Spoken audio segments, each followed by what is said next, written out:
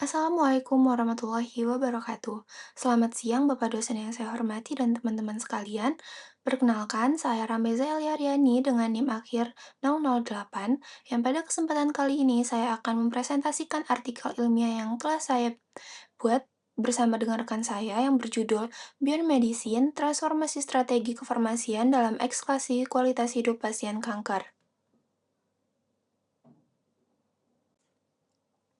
Selanjutnya, yaitu pendahuluan. Kanker merupakan salah satu masalah kesehatan global yang angka kejadiannya terus meningkat setiap tahun. Selain menjadi penyebab kematian yang tinggi, kanker juga memberikan beban fisik, psikologis, sosial, dan ekonomi yang besar bagi pasien. Pasien kanker umumnya harus menjalani terapi jangka panjang dengan regimen pengobatan yang kompleks.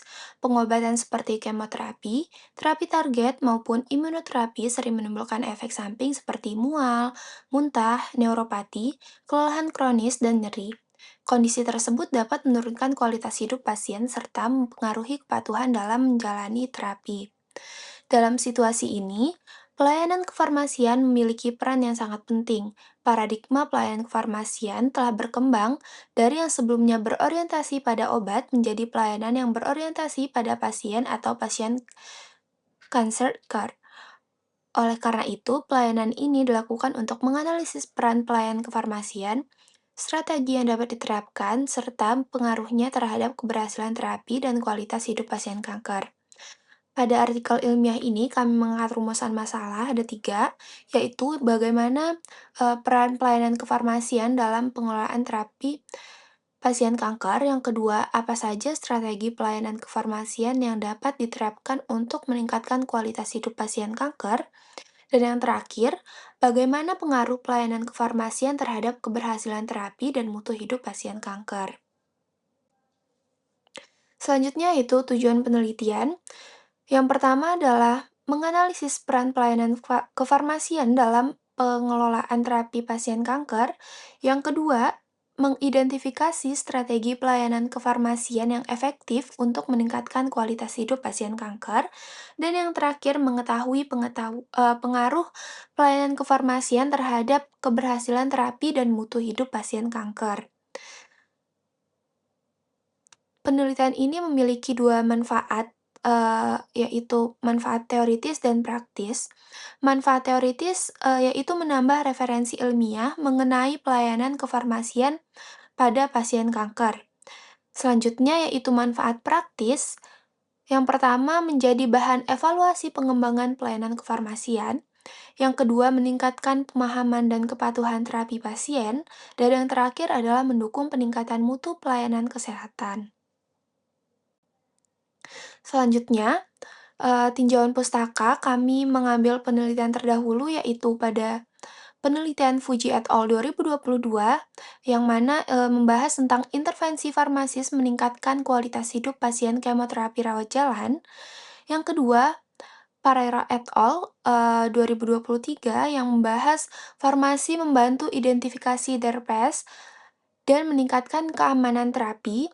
Yang ketiga, ASHO 2023 yang membahas tentang farmasis onkologi berperan penting dalam pasien cancer care, dan yang terakhir adalah Hussein et al. 2025 yang mana membahas pelayanan kesehatan terintegrasi meningkatkan kualitas hidup pasien kanker. Selanjutnya adalah metode penelitian. Pada penelitian ini, kami menggunakan metode literatur review dengan pendekatan deskriptif kualitatif, yang mana data ini dapat digunakan berupa data sekunder yang diperoleh pada literatur yang telah kami tinjau melalui Google Scholar, PubMed, dan Science Direct. Selanjutnya dilakukan proses seleksi berdasarkan kesesuaian topik, kemudian datanya dianalisis menggunakan content analysis untuk mengidentifikasi tema-tema utama terkait pelayanan kefarmasian pada pasien kanker. Selanjutnya yaitu pembahasan mengenai artikel ilmiah kami berdasarkan rumusan masalah yang telah saya sampaikan. Yang pertama adalah Peran pelayanan kefarmasian dalam pengelolaan terapi pasien kanker. Berdasarkan hasil kajian literatur, pelayanan kefarmasian memiliki peran yang sangat luas dalam pengelolaan terapi pasien kanker. Peran pertama adalah validasi resep.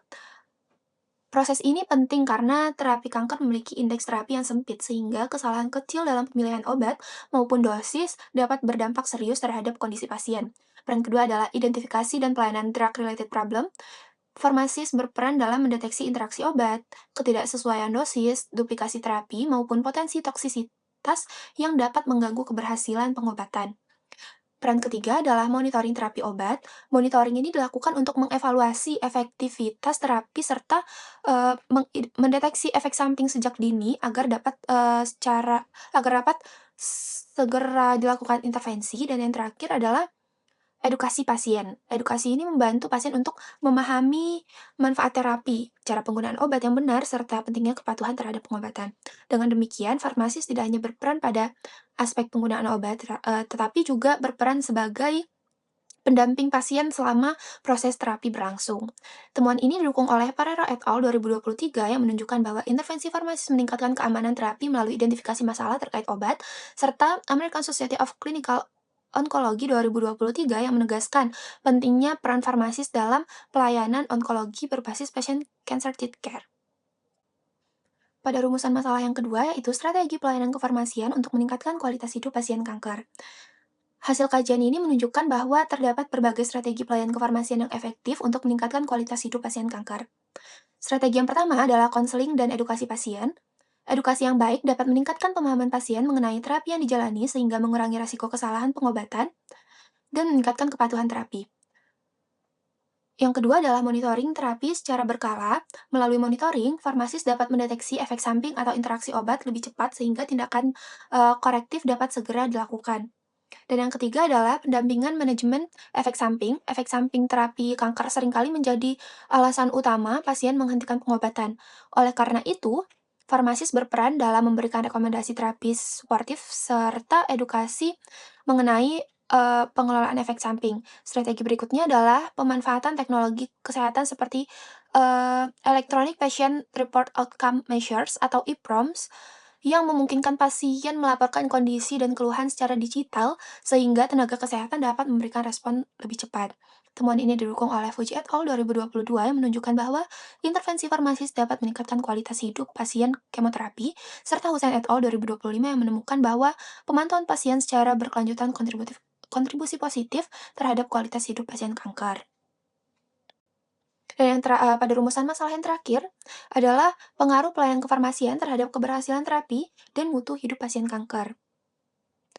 Pelayanan kefarmasian terbukti meningkatkan kepatuhan pasien terhadap penggunaan obat anti kanker, sehingga mengurangi resiko kegagalan pengobatan. Selain itu, monitoring terapi membantu menurunkan resiko komplikasi dan efek samping yang dapat menghambat keberhasilan terapi. Dan dari aspek psikologis, edukasi, dan komunikasi yang dilakukan farmasis membantu mengurangi kecemasan pasien selama menjalani pengobatan. Pasien menjadi lebih memahami kondisi yang dialami dan lebih siap menghadapi proses terapi. Dampak akhirnya adalah peningkatan kualitas hidup pasien secara menyeluruh, baik dari aspek fisik, psikologis, sosial, maupun fungsional. Temuan ini didukung oleh Hussein et al. 2025 menunjukkan bahwa pemantauan pasien secara berkelanjutan dan pelayanan yang berorientasi pada kebutuhan pasien berhubungan dengan peningkatan kualitas hidup pasien kanker. Hasil kajian juga menunjukkan bahwa edukasi dan monitoring terapi yang dilakukan farmasis membantu meningkatkan keberhasilan terapi serta mutu hidup pasien secara keseluruhan. Kesimpulannya adalah pelayanan kefarmasian memiliki peran penting dalam pengelolaan terapi pasien kanker melalui edukasi, monitoring terapi, identifikasi TPS, dan pengelolaan efek samping. Yang kedua adalah strategi pelayanan kefarmasian yang efektif meliputi konseling, monitoring terapi, manajemen efek samping, pemanfaatan EPROMs, dan kolaborasi multidisiplin. Dan yang terakhir adalah pelayanan kefarmasian berpengaruh positif terhadap keberhasilan terapi dan peningkatan kualitas hidup pasien kanker secara fisik, psikologis, sosial, dan fungsional.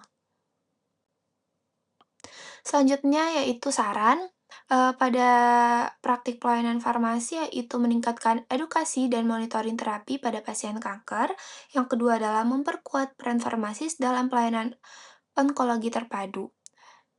Saran untuk penelitian selanjutnya yaitu menggunakan metode penelitian lapangan, kuantitatif atau mixed methods atau metode campuran gitu, dan yang kedua adalah mengkaji pengaruh pelayanan kefarmasian terhadap aspek psikologis, sosial, dan ekonomi pasien kanker.